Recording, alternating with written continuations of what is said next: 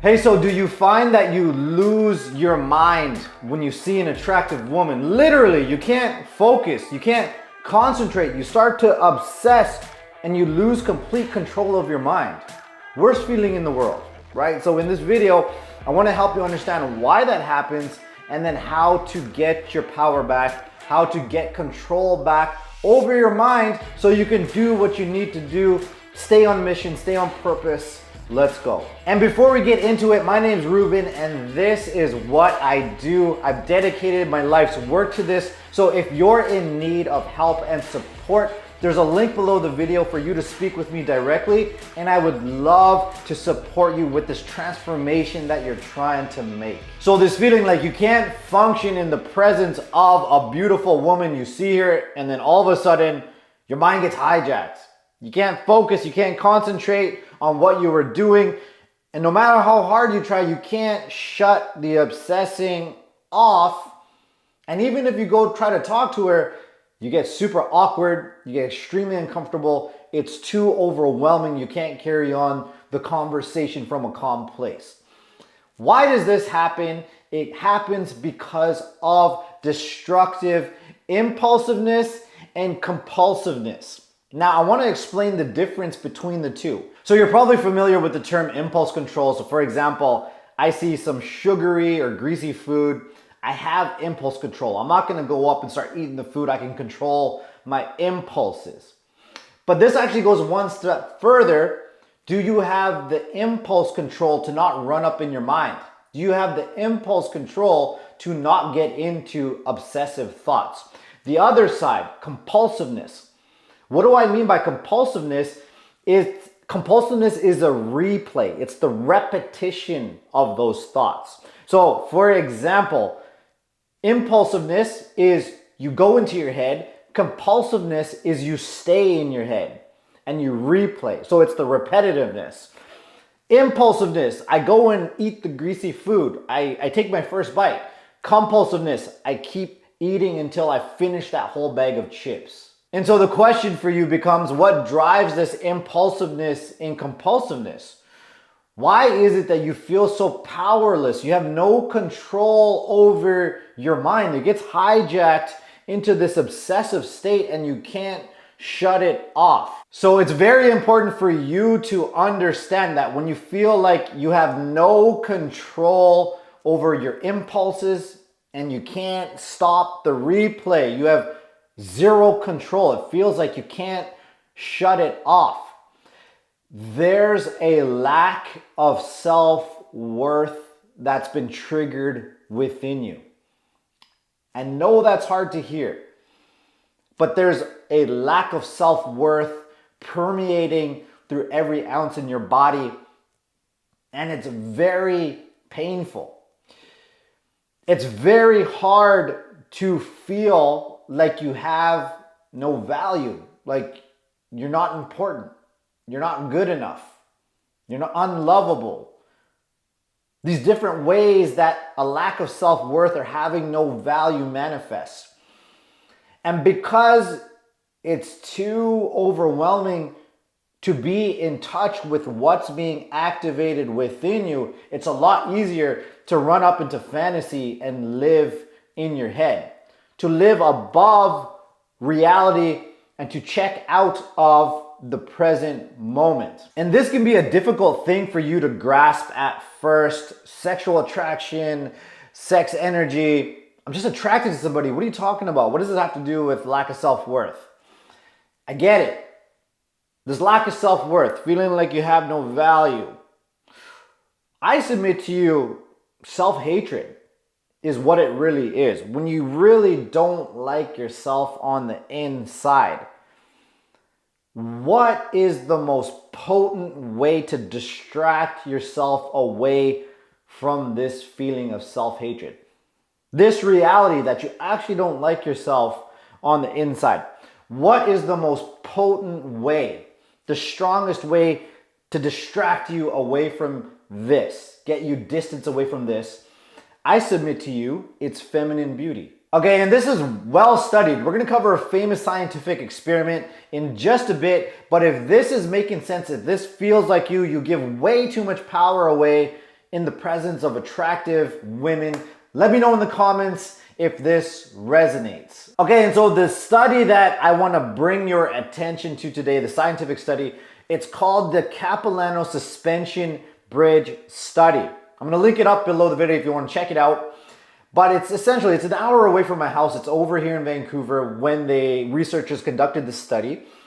And essentially it was researchers were studying the misattribution of arousal. So for example, for you, you're getting aroused by an attractive woman, but it's not for the reason that you think it is. It's not just because she's really attractive. For example, so within this study, there's a bridge out here in North Vancouver, and it's about 250 meters above a canyon.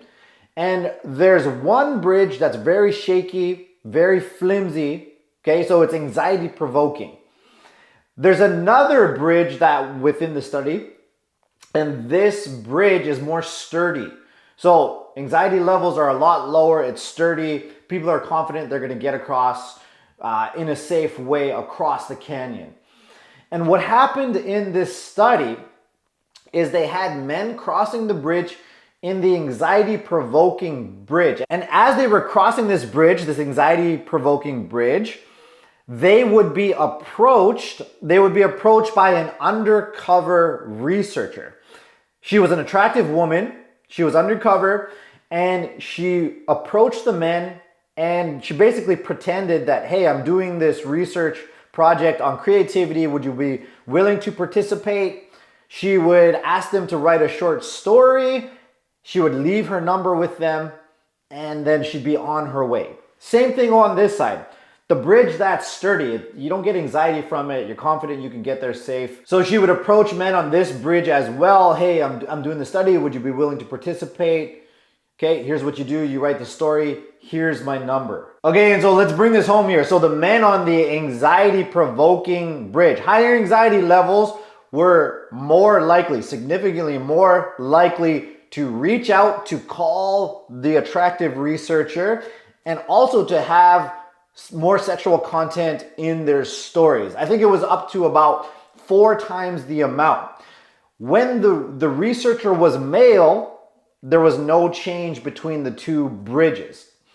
So what I'm submitting to you, this is what I suggest to you, is that attractive woman that you see, the one you're obsessing about, the one that your sex energy gets out of control. Maybe she's a metaphor for you. Maybe she's a metaphor for somebody who can reduce your own anxiety.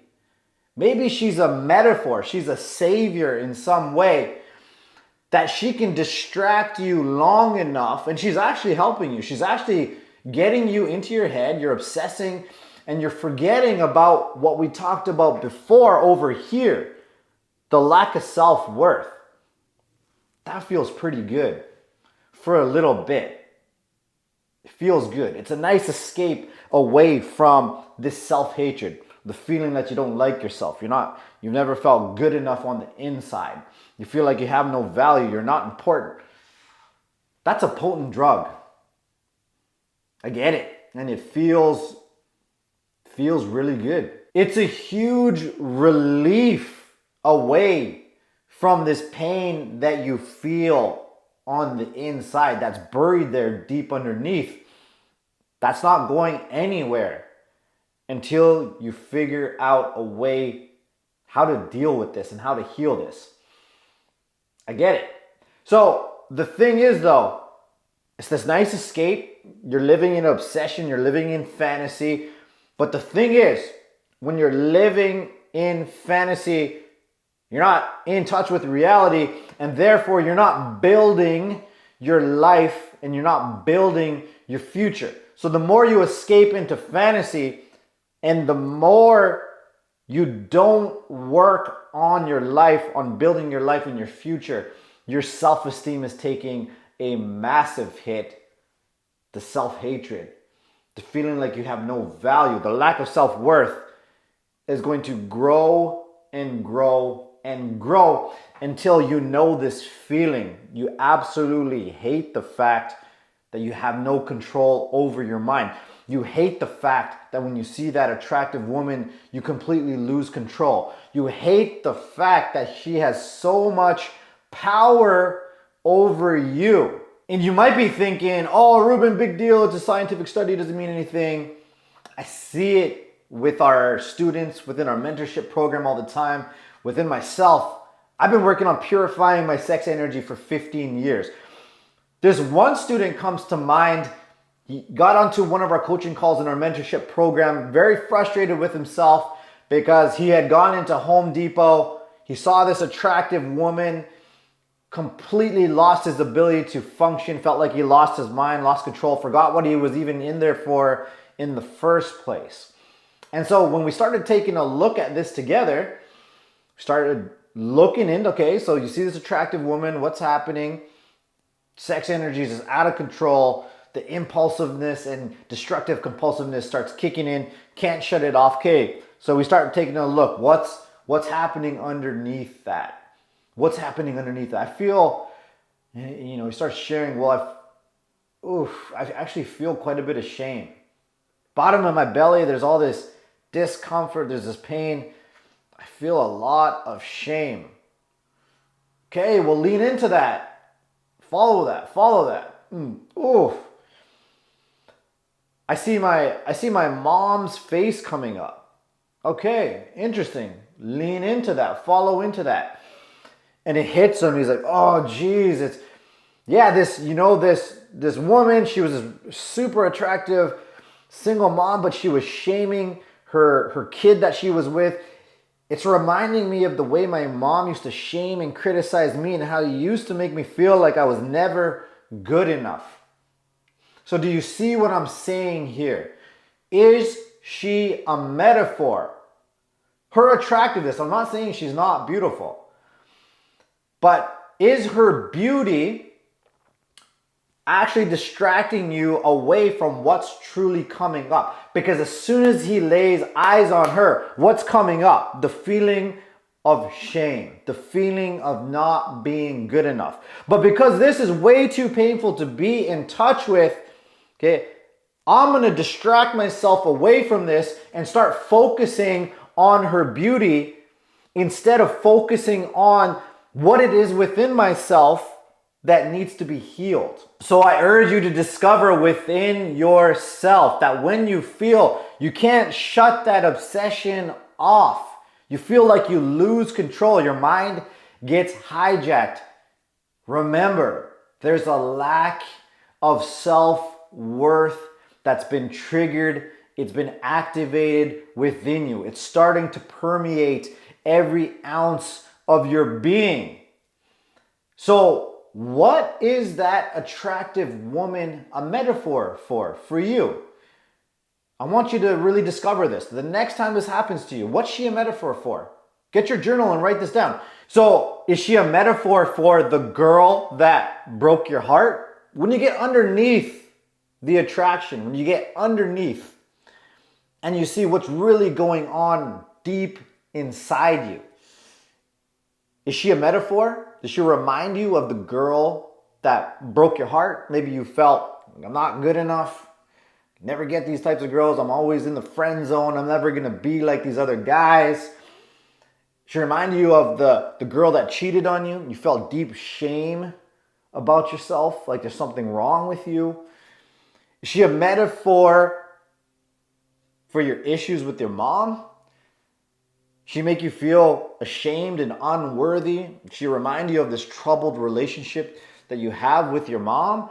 What is she a metaphor for? And what is her beauty, the most potent drug in the world for a man, feminine beauty? What is that a distraction away from? Because if you can find a way to use feminine beauty as a way to either build your future, channel that sex energy to build your life and your future, or heal your past wounds, you'll never step into the deeper purpose and the deeper mission of your life, and therefore you won't reach your full potential. So I urge you, please use feminine beauty wisely. Use it for what it's meant to do, for its true purpose in the world, and that is for you, if you can harness it, for you to step into a better version of yourself. And if you're struggling with being anxious around women, it's to the point where you can't function, you can't feel safe and calm in your body, you can't express yourself, you can't be yourself and be authentic around women, I have a program. So if you need support, book a call and I would love to be able to support you on your journey. This is the work I do. I help highly ambitious yet selfless men who are reaching for the highest version of themselves, heavily into personal development, but they can't express themselves. There's too much anxiety. They're too self-conscious and they start people pleasing when they're interacting with others, and they hate themselves for it. And I guide them to expressing themselves confidently, assertively, and connecting with people authentically by reducing their anxiety and increasing their self-esteem and loving themselves for it. And why is this important? Because this transformation helps them become the self-assured man that they once admired. They can be proud of who they are and feel confident that anything in life is possible. Book that call below. Make sure you book that call. I'd love to be able to speak with you, and I'll see you in the next video.